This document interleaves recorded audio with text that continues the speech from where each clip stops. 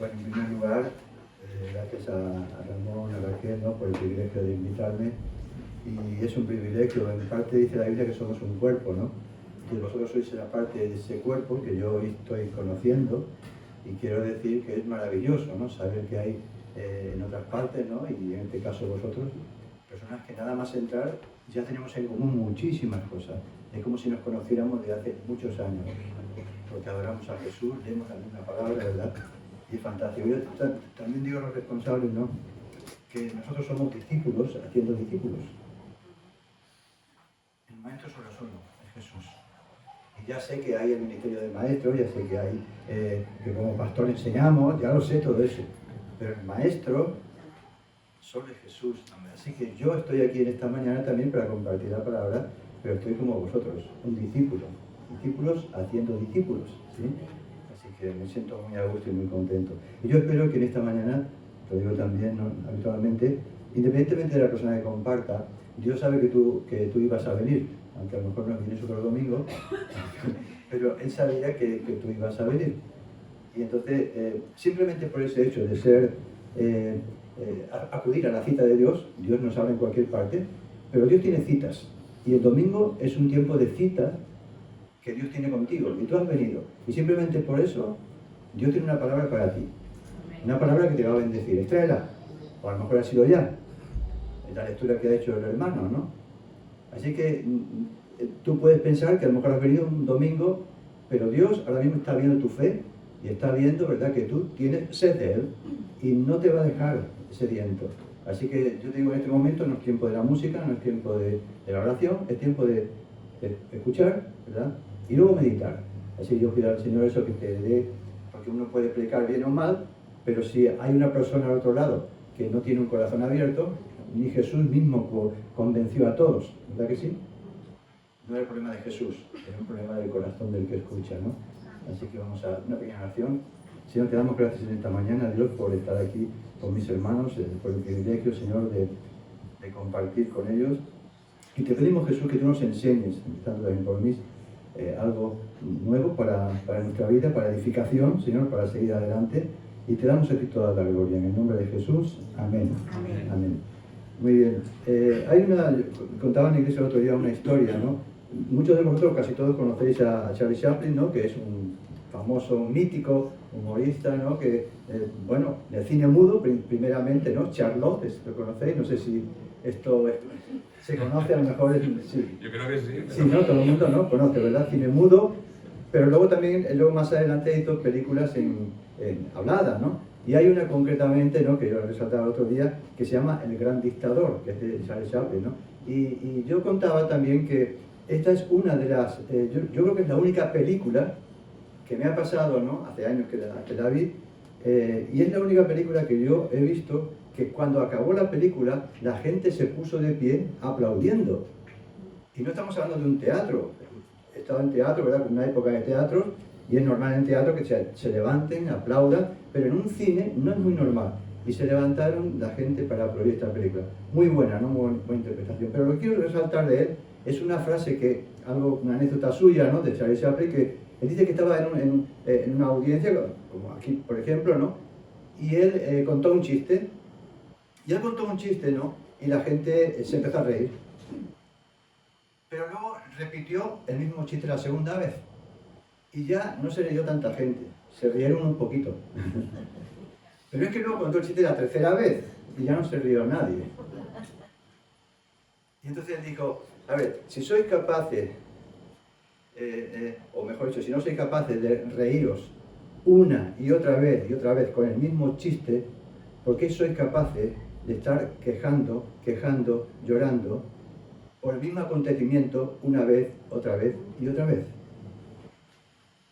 Y él lo que estaba intentando decir y transmitir es que realmente, claro que hay tiempo de llorar, pero lo que estaba diciendo que la vida es demasiado corta. Aquí en esta vida nada es eterno, en esta vida, nada es eterno.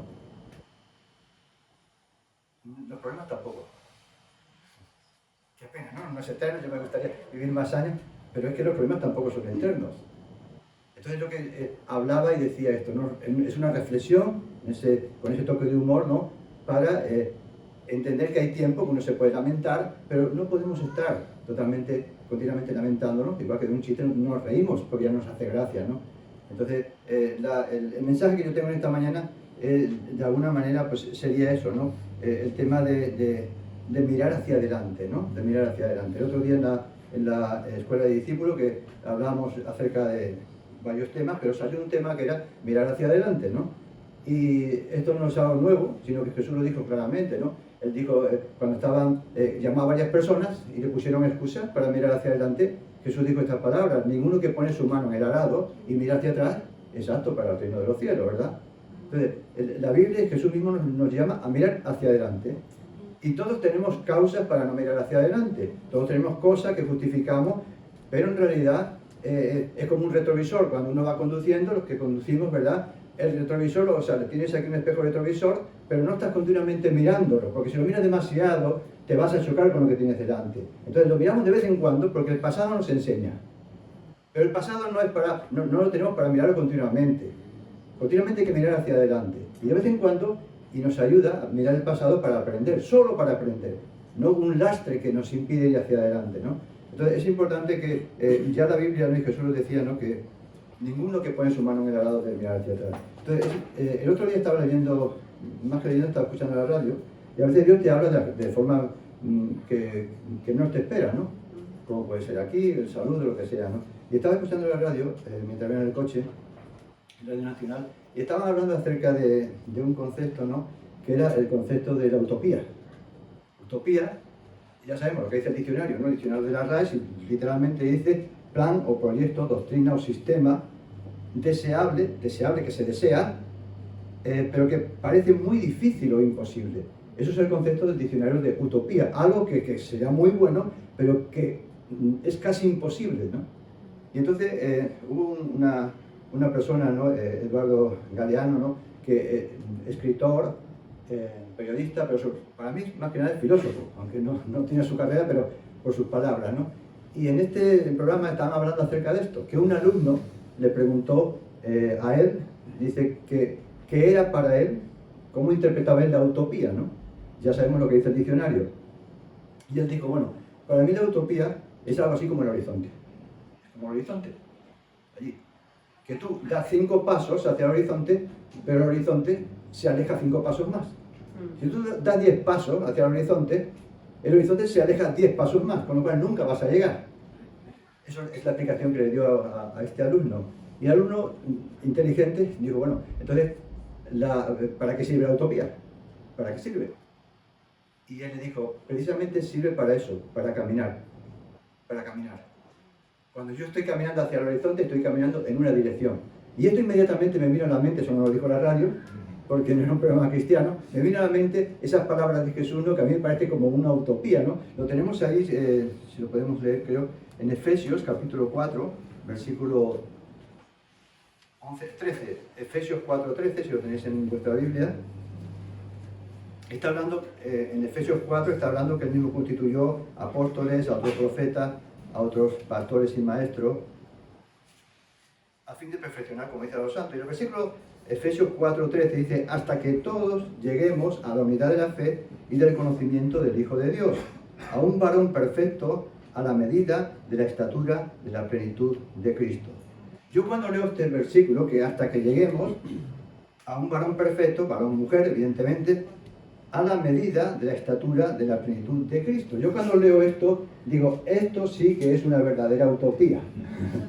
Utopía. Aunque viva 1000 años, no voy a llegar a la estatura de Cristo, ya lo sé. Pero uno puede pensar como bueno, como no voy a llegar, pues ya me quedo parado. Pero ¿dónde está la clave? La clave está como el horizonte. Jesús es como ese horizonte. En la medida que yo voy andando hacia Cristo, es verdad que no voy a llegar a la estatura de Cristo, pero sí voy a avanzar en ser un poco más como Cristo. Y ese es el objetivo, ¿no? El objetivo como cristiano es que a veces nos quedamos parados pensando, bueno, si aquello no lo voy a conseguir, si aquello no lo voy a hacer, y ya sabemos lo que es eso, te quedas estático, te enfría, depresión, tantas cosas, ¿no? Entonces, lo que nos enseña esta metáfora también que estábamos hablando antes, es que Cristo es nuestro horizonte. Fijaros que Él no dijo, yo soy el camino, o sea, perdón, que no dijo solamente la verdad y la vida, dijo el camino. Y el camino es algo que se anda. Entonces yo veo a Jesús no solamente como la verdad, la vida, sino lo veo como un camino. ¿Y un camino para qué sirve? Un camino no sirve para sentarse, un banco sí. ¿Tú te imaginas la gente sentada en los caminos? Pues descansando un poco sí, ¿no? Pero yo en el camino llego allí y me siento. Para eso no vaya. El camino te lleva a algún sitio. Entonces, evidentemente, cuando tenemos como expectativa, como horizonte, ser como Cristo, igual a Cristo, no estamos siendo locos, estamos siendo discípulos. Y es lo que Jesús nos llamó a ser discípulos. Y tú no tienes que ser el mismo hoy que dentro de 5 semanas, o 5 meses, o 5 años. No tienes que ser el mismo. Pero no porque tengas un mérito especial, sino porque tú, si estás mirando y caminando hacia Cristo, Él te va a transformar, Él te va a ayudar. Y vas a sentir que tu vida no se estanca, que tu vida no se queda ahí quieta, ¿no? Entonces, pero esto que decimos, ¿no? Muchas veces lo olvidamos, ahora lo estamos recordando y posiblemente estemos de acuerdo, ¿verdad? De que necesitamos mirar cada día. Yo me levanto por la mañana y no sé qué hacer, o tengo este problema, tengo otro, pero el horizonte que tengo, principalmente el horizonte que tengo, que es lo eterno, es ser un poco más como Cristo. Y ser un poco más como Cristo, Cristo también nos enseñó cómo se actúa en los problemas, cómo se actúa cuando que no hemos llegado a la cruz nosotros, y cómo actuó Él en la cruz. ¿Con venganza? No, sino bendiciendo. Hasta en todas las esferas que tú pases por la vida, pérdida de un ser querido o momentos muy, muy, muy difíciles, tenemos un horizonte que nos dice cómo tenemos que hacerlo, cómo tenemos que ir hacia adelante. No estamos solos, está el Espíritu de Dios que nos ayuda. No estamos solos, Él está con nosotros. Y cuando nosotros convertimos la situación que tenemos, ¿no? Jesús hizo todo eso. Y Jesús no estaba mirando solamente la cruz, Jesús estaba mirando que aquello que estaba sucediendo allí, muy terrible para Él físicamente, aquello era el sentido de su vida. Había venido para eso. No para hacer milagros, para la cruz, para que tú y yo seamos salvos, ¿no? Entonces, tenemos que saber cuál es nuestro horizonte. Yo no voy a llegar a ser como Cristo, pero sí quiero que cada día sea un poco más como Cristo. Y eso es lo que yo también me gustaría dejar en tu corazón, ¿no? Pero como digo, esto a veces se queda en nuestra mente y a veces lo olvidamos. Porque cuando uno, por ejemplo, allí en Lucas capítulo 24, capítulo entero, Lucas 24, el capítulo entero, habla acerca de la resurrección, cuando resucitó. Y es interesante en Lucas capítulo 24 que cuando vemos, ¿no? Que, si leéis todo el texto, para no leerlo ahora, dice que al principio, cuando ya fueron las mujeres allá al sepulcro, ¿no? El tercer día, el domingo, ¿no? Dice que se encontraron allí a dos personas, dos ángeles, que eran vestidos resplandecientes, ¿no? Eso dice Lucas 24, versículo 4. Aconteció que estando ellas perplejas por esto, he aquí, se pararon junto a ellas 2 varones con vestidos resplandecientes. Y es interesante que aquí lo que hicieron, ellas fueron allá al sepulcro, pero no fueron para celebrar que había resucitado. Y los discípulos, menos todavía, estaban escondidos diciendo, se ha acabado todo. Se ha acabado todo, habían olvidado las palabras de Jesús. Se supone que tenían que estar, ahora tenemos que celebrar realmente, porque Cristo ahora ya no está en la cruz, ahora ya ha resucitado. Pero no hicieron eso, se olvidaron de lo que Jesús. Y es interesante como lo primero que hacen los ángeles es decirle, dice, no está aquí, el versículo 6 dice, no está aquí, sino que ha resucitado. Acordaos de lo que os habló, aun cuando estaba en Galilea. Acordaos, ellos se habían olvidado. Pero lo que estoy diciendo en esta manera también de mirar hacia adelante, también quiero poner ese otro punto, ¿no? De que no caigamos en el error de que ya está solucionado. Cada día tenemos que recordar lo que dice la palabra de Dios, ¿no? Y eso lo hicieron allí esos ángeles. Pero es que luego, un poquito más adelante, en ese camino de Emaús, que es el pasaje tan bonito, que eran esos 2 discípulos que venían de Jerusalén, ya se iban para Emaús, esa ciudad que estaba cerca, y se venían lamentando, llorando, ¿no? De pronto Jesús se acerca, conocéis el pasaje, ¿no? Lo podéis leer. Luego Jesús se acerca a ellos 2, y como si fuera uno más, y ellos empiezan a decirle, qué desastre, nosotros que pensábamos, se lo han cargado, con otras palabras, ¿no? Esto no es un desastre. ¿Y qué hizo Jesús en ese momento? Dijo, que soy yo. No. Le empezó a hablar de las Escrituras y a decirle que aquello que había sucedido tenía que suceder porque estaba escrito. Está recordando otra vez lo que ya había hablado. Pero es que no solo eso, sino un poquito más adelante, en ese capítulo 24, después de estar con los de Maús, se vuelve a aparecer a los discípulos y le dice exactamente lo mismo. Le dice, acordaos de lo que ya os lo he dicho, porque estaban sorprendidos, ¿no? Pero tenemos una capacidad grande para olvidar. Y por eso es importante, ¿no?, que seamos también sensatos, que la palabra de Dios tenemos que meditar en ella. Ahora mismo, yo lo digo, ¿no?, cuando uno está predicando es distinto cuando está dando un taller, que hay una interacción. Ahora no hay interacción, vosotros estáis escuchando, yo estoy hablando. Pero lo que hay, la palabra yo entiendo el domingo, no es tanto para un debate, para eso puede haber otro formato, ¿verdad?, que lo hay, equipos de conexión, lo que sea, sino ahora es un formato de recibir la palabra y meditar sobre ella. Así que medita sobre ella. Y meditar no es sencillamente tener almacenado, meditar es digerir. Si tú comes algo, yo me puedo comer una cosa, me la meto en la boca, le doy vuelta, ¿y cuánto me alimenta eso? Me alimenta 0. Tenemos que tragarla, y no solo tragarla, en el estómago tampoco, tiene que ser digerido, tiene que ser absorbido. Entonces, la meditación, que no es un tema oriental, la Biblia dice, medita de día y de noche, ¿verdad? La meditación también está en la palabra, pero no meditar eternamente en blanco, al contrario, tenerla llena de las enseñanzas. Así que medita en esta semana, ¿verdad?, lo que se escucha no en este domingo, sino en cada domingo. Y ese es el objetivo, que no se acaba el culto y uno dice, bueno, se acabó, a ver el siguiente que viene. Sino que lo que Dios nos da es para que meditemos en ello y que eso se haga nuestro. Que no se esté solamente en la cabeza, sino que se haga nuestro. Y verás como Dios, de alguna manera, va a traer crecimiento a vuestras vidas, porque el crecimiento físico viene cuando se asimila lo que comemos. No cuando lo comemos y simplemente masticamos o lo vomitamos, ¿no? Entonces es interesante esto, ¿no? Y hay, cuando hablamos de estos dos discípulos del camino de Maús, a mí me encanta ese pasaje, ¿no? Porque en ese camino de Maús lo que vemos son personas que a veces nos pasan a nosotros, personas que habían venido después de haber muerto Jesús y venían decepcionados, venían desanimados, venían derrotados, venían sin esperanza, sin horizonte, ¿verdad?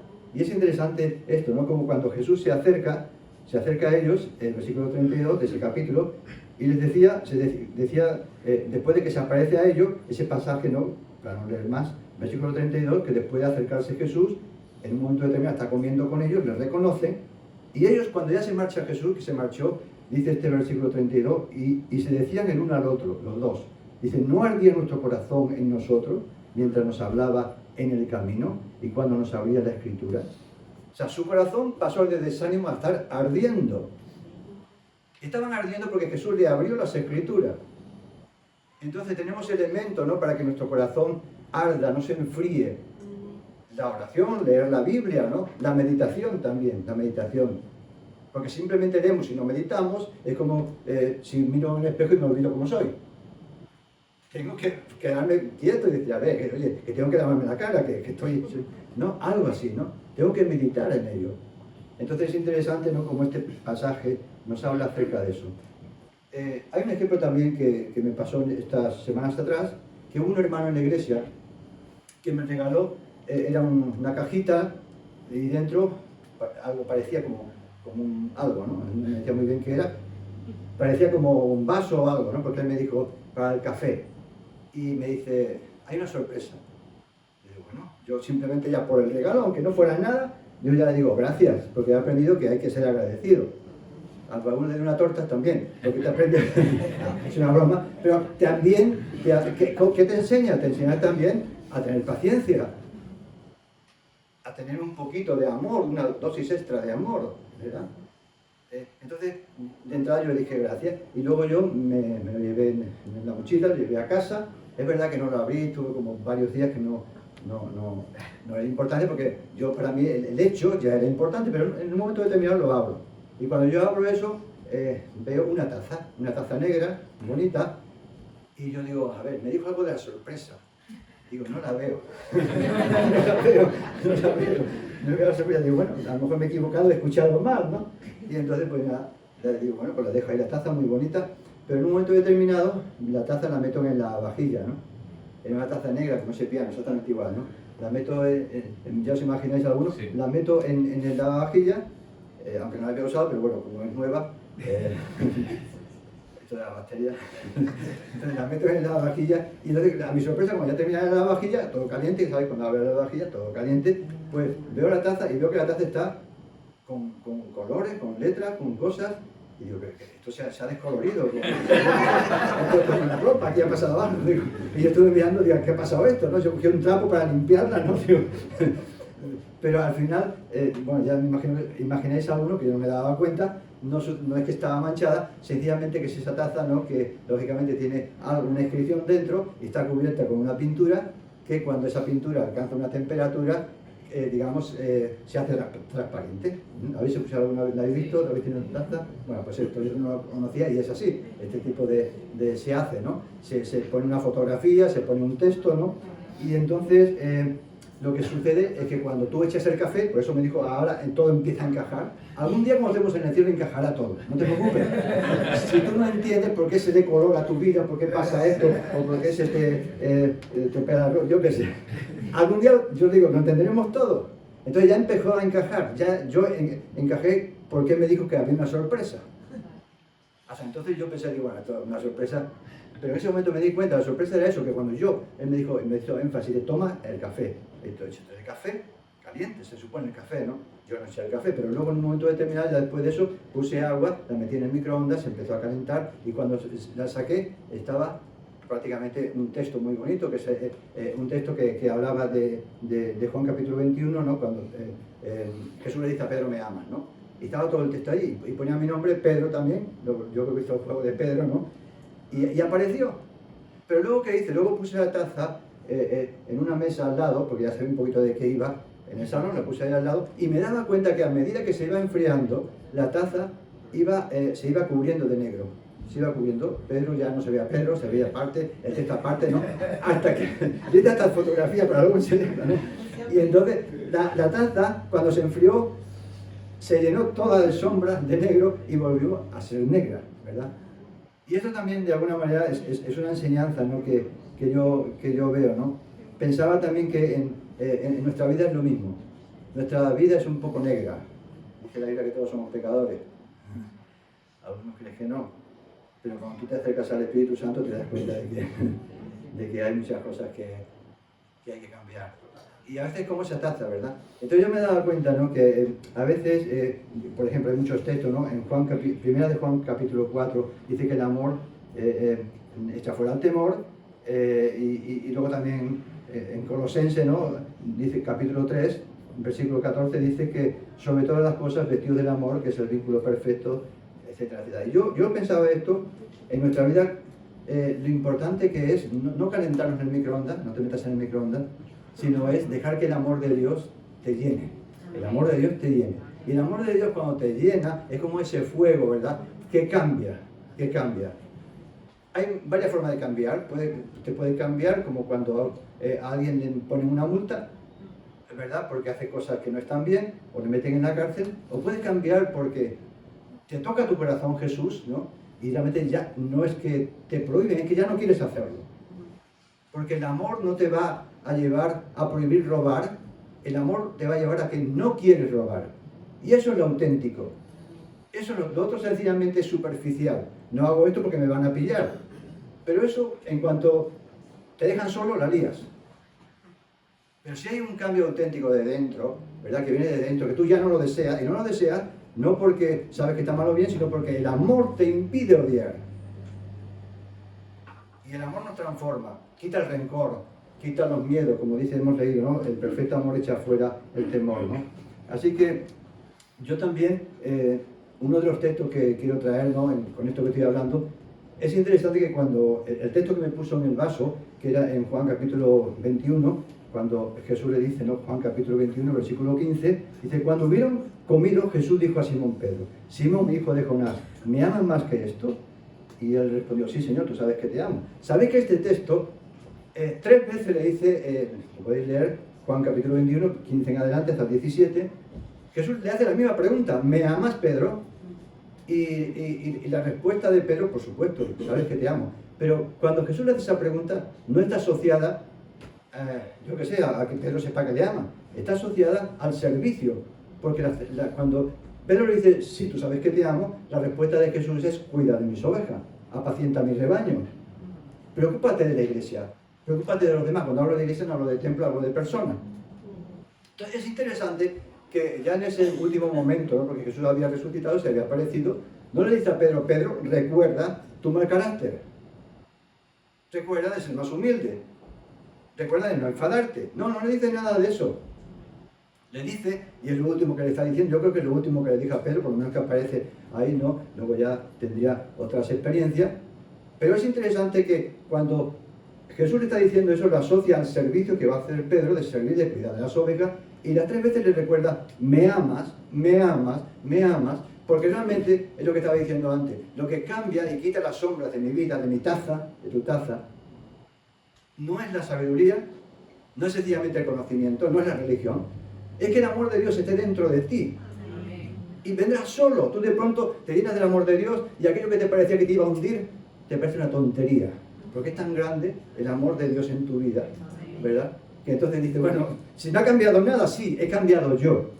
La taza, se le ha quitado la sombra, y entonces aparece lo que Dios quiere que aparezca, que eres tú, ¿verdad? Como Dios quiere que tú seas. Una persona bella, una persona que tienes dones, una persona que eres un hijo de Dios, una hija de Dios, ¿no? Y es interesante, pienso en esto, ¿no? Cómo, de alguna manera, Jesús en esas últimas palabras le dice esto. Y yo quiero decirte que tú no estás solo, que se trata como esa taza, ¿verdad? De que dejemos que el amor de Dios nos inunde cada día. No es un secreto especial, no cuesta dinero. Es sencillamente abrir el corazón, tener un poco de fe y abrir el corazón a Jesús, ¿no? A su amor. Y termino con algo que lo hice el otro día en un taller con una pareja que se iba a casar, bueno, éramos 2 parejas, y entonces en un taller de esto de prematrimonial, ¿no? Y ¿y a qué tiene que ver esto? Bueno, lo saco por esto. Y al final hay un ejemplo, que quiero acabar con esto, ¿no? Hay un ejemplo donde ponía un triángulo, o sea, todos sabemos que es un triángulo, ¿verdad? Sí. Y ponía un ejemplo, y en ese triángulo ponía aparte, en el tema del matrimonio, poníamos aparte arriba a Dios, y a los lados poníamos él y ella, o ella y él, la mujer y el hombre, ¿no? Poníamos abajo, en los 2 vértices de abajo del triángulo, y decíamos que si uno se acerca por esos laterales del triángulo, se acerca a Dios, se acercan a Dios, algo que sucede es que la base de abajo, que es donde estaba el hombre y la mujer, cuando se acercan a ese triángulo a Dios, lo que sucede es que se reduce la distancia entre ellos.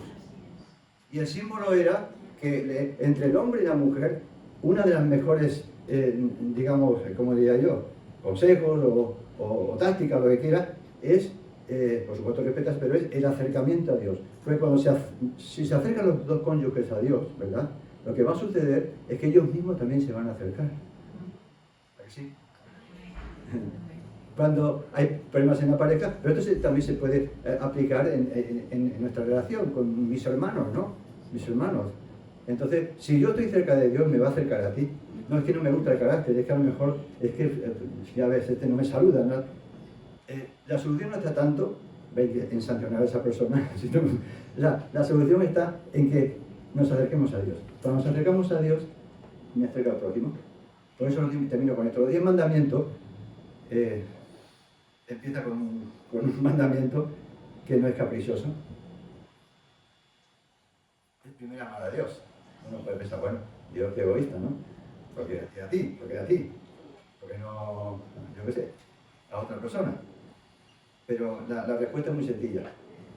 Porque si yo no tengo, primero, el amor de Dios en mi vida, es muy difícil que ame a los demás. Es muy difícil. Porque en mí está el rencor, en mí está el orgullo, en mí está la venganza. Pero cuando yo, primero, amo a Dios, entonces fijaros que el inmediato es amar al prójimo. Y volvemos a lo mismo. Este es el mensaje de esta mañana, ¿no? Que cada uno de nosotros no nos acerquemos a Jesús personalmente, ¿no? Y este es mi deseo y el mensaje para esta mañana. Para mí. Porque es un reto. ¿Sí? ¿Puedo hacer una oración? Sí. Así que hacemos una oración. Señor, te damos gracias por estar aquí en tu casa, Señor, con parte de tu pueblo, Señor, que es maravilloso. Es un privilegio para mí, una alegría poder estar con ellos, Señor, porque es tu pueblo. Hermanos que no conozco su nombre, pero tú, si no les conoces, pero uno siente, ¿no? que hay esa conexión maravillosa porque tú estás en medio, Señor, porque tu Espíritu está en medio de nosotros, Señor. Y yo te pido, Señor, que nos ayudes a cada uno de nosotros a retomar ese horizonte que no son nuestras dudas, no son nuestros miedos, no son nuestros temores. Ese horizonte eres tú, Jesús. Que salgamos de esta mañana de aquí diciendo, mi horizonte no es mi problema. No quiere decir que no me ocupe de ello, no quiere decir que no le preste el trabajo que tengo que hacer, o el paro, lo que tenga, no sé, cualquier problema. Ese no es mi horizonte, esa es una tarea. Pero mi horizonte eres tú, Jesús.